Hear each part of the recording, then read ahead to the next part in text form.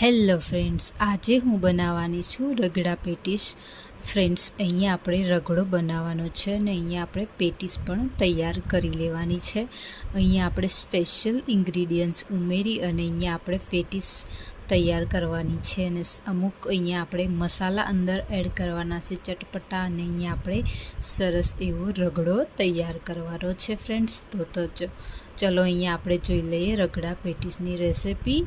અને અહીંયા મેં મીઠી ચટણી, આંબલીની ચટણી, એની લિંક મેં ડિસ્ક્રિપ્શન બોક્સમાં આપેલી છે અને અહીંયા મેં તીખી ચટણીની લિંક પણ ડિસ્ક્રિપ્શન બોક્સમાં આપેલી છે. ફ્રેન્ડ્સ, ત્યાં જ તમને જોવા મળી જશે લિંક. હું ડિસ્ક્રિપ્શન બોક્સમાં આપું છું.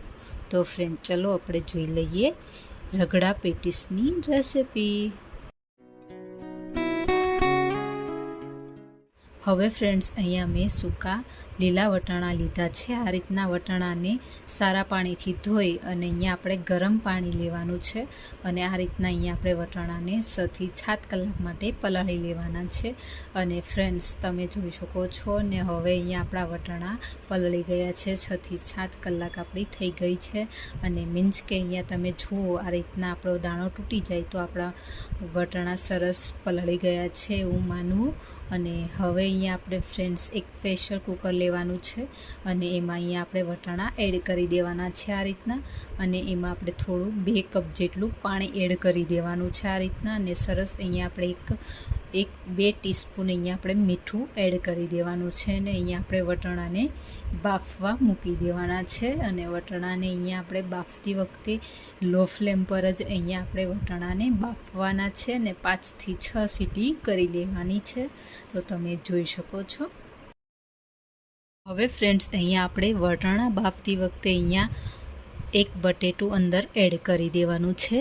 બટેટું એડ કરવાથી અહીંયા આપણા રગડાની સરસ એવી થિકનેસ આવશે અને અહીંયા આપણો રગડો સરસ એવો ટેસ્ટી અને સ્વાદમાં સરસ એવો બનશે. તો ફ્રેન્ડ્સ, ચલો આપણે આગળ જોઈએ. હવે ફ્રેન્ડ્સ, અહીંયા આપણી 6 થી 7 મિનિટ થઈ ગઈ છે અને સરસ એવા અહીંયા આપણા વટાણા બફાઈ ગયા છે. તમે જોઈ શકો છો આ રીતના અહીંયા આપણે વટાણા બાફી લેવાના છે. હવે ફ્રેન્ડ્સ, અહીંયા આપણે ગેસ ઉપર એક કઢાઈ રાખીશું ને એમાં અહીંયા આપણે 3 થી 4 ટેબલ સ્પૂન અહીંયા આપણે તેલ એડ કરી દેવાનું છે આ રીતના. તેલ ગરમ થાય એટલે તરત જ અહીંયા આપણે 1 ટીસ્પૂન અહીંયા જીરું એડ કરવાનું છે અને અહીંયા 3 થી 4 લીમડાના પાન અને 1 ઇંચ અહીંયા આપણે તજ લેવાનું છે અને 2 લવિંગ લેવાના છે અંદર આ રીતના એડ કરી દેવાનું છે. અહીંયા આદુ મરચાંની પેસ્ટ એડ કરવાની છે 1 ટીસ્પૂન. કાંદા કાપેલા અહીંયા ઝીણા છે તે એડ કરી દેવાના છે આ રીતના. અને અહીંયા થોડા આપણે કાંદાને કૂક થવા દેવાના છે આ રીતના સરસ. અને અહીંયા આપણા થોડા ગોલ્ડન બ્રાઉન થાય એટલે તરત જ અહીંયા આપણે અંદર કટ કરેલું ઝીણું અહીંયા ટમેટું એડ કરી દેવાનું છે આ રીતના. તમે જોઈ શકો છો. અને અહીંયા આગળ આપણે હવે થોડા મસાલા એડ કરવાના છે. હવે ફ્રેન્ડ્સ, 1/2 ટીસ્પૂન અહીંયા આપણે હળદર પાવડર એડ કરવાનો છે અને 1 ટીસ્પૂન અહીંયા ધાણા જીરું પાવડર એડ કરી દેવાનો છે આ રીતના. અને અહીંયા આપણે 1 ટીસ્પૂન અહીંયા લાલ મરચું પાવડર એડ કરી દેવાનો છે અને અહીંયા 1/2 ટીસ્પૂન અહીંયા આપણે ગરમ મસાલો એડ કરી દેવાનો છે આ રીતના. સરસ અહીંયા આપણે આવું મિક્સ કરી લેવાનું છે અને હલાવતા રહેવાનું છે આ રીતના. તમે જોઈ શકો છો.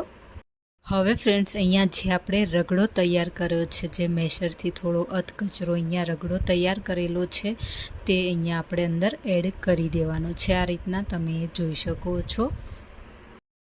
હવે ફ્રેન્ડ્સ, અહીંયા હું રગડાની અંદર 1.5 કપ જેટલું પાણી અત્યારે એડ કરી રહી છું. ફ્રેન્ડ્સ, તમે જોઈ શકો છો. અને અહીંયા આપણો રગડો જેટલો પડ્યો રહેશે, ઠંડો થશે તેમ અહીંયા આપણા રગડા ઘટ થવાનો છે. ફ્રેન્ડ્સ, તમે જોઈ શકો છો. અને રગડાને અહીંયા આપણે ઉકળવા દેવાનો છે. અહીંયા મીડિયમ ફ્લેમ પર જ અહીંયા આપણે ઉકળવા દેવાનો છે. 3 થી 4 મિનિટ જેવો અહીંયા આપણે રગડાને ઉકાળી લેવાનો છે. અને અહીંયા હું 1 ટીસ્પૂન ચાટ મસાલો અંદર એડ કરી રહી છું અને અહીંયા આપણે 2 ટેબલ સ્પૂન અહીંયા લીંબુનો રસ એડ કરવાનો છે.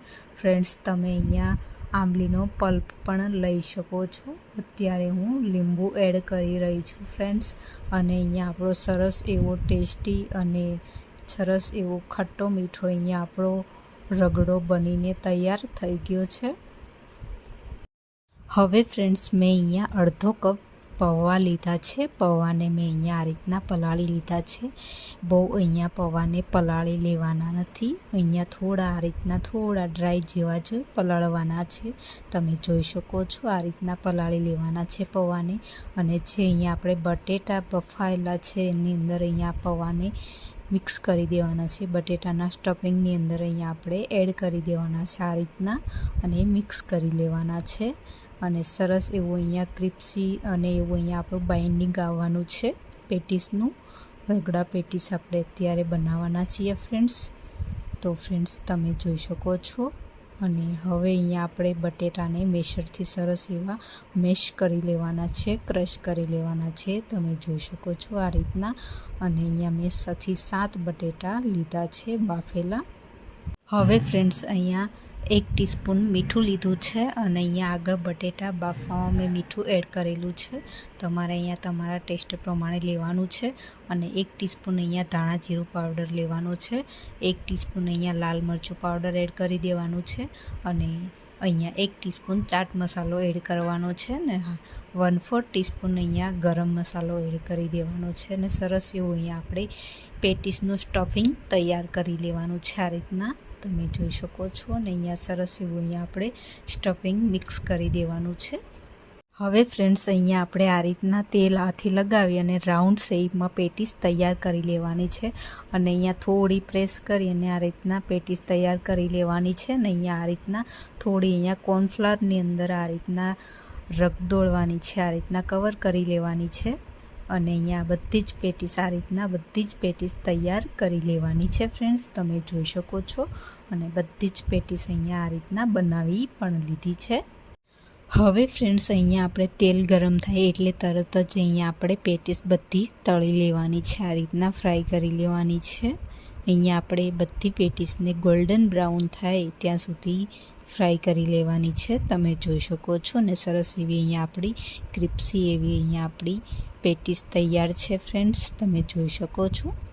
હવે ફ્રેન્ડ્સ અહીંયા આપણી બધી જ પેટીસ બનીને રેડી થઈ ગઈ છે. હવે અહીંયા આપણે એક પ્લેટ ગાર્નિશ કરીશું રગડા પેટીસની. તમે જોઈ શકો છો. અને અહીંયા આપણે આ રીતના પ્લેટની અંદર પેટીસ રાખીશું. અને અહીંયા પહેલાં અહીંયા આપણે રગડો આ રીતના રાખી દેવાનો છે, અંદર એડ કરી દેવાનો છે પ્લેટમાં.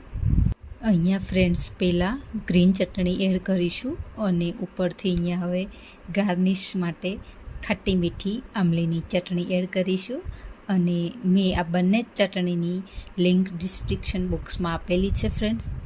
અને હવે અહીંયા આપણે એડ કરવાના છે ઉપર ઝીણા કટ કરેલા કાંદા અને ઝીણું કટ કરેલું સમારેલું ટામેટું. અને આ રીતના આપણે પ્લેટ ગાર્નિશ કરવાની છે ફ્રેન્ડ્સ. ને અહીંયા આપણે લેવાનું છે થોડું ઉપર ઝીણી સેવ એડ કરવાની છે, માથે સ્પ્રિંકલ કરવાની છે આ રીતના. અને અહીંયા આપણે એડ કરવાના છે લીલા ધાણાથી આપણી પ્લેટ સરસ એવી ગાર્નિશ કરી લેવાની છે ફ્રેન્ડ્સ. તમે જોઈ શકો છો. અને રગડા પેટીસ આપણે અહીંયા તૈયાર છે. તો જોઈને ફ્રેન્ડ્સ ખાવાનું મન થાય એવી અહીંયા આપણી રગડા પેટીસ તૈયાર છે.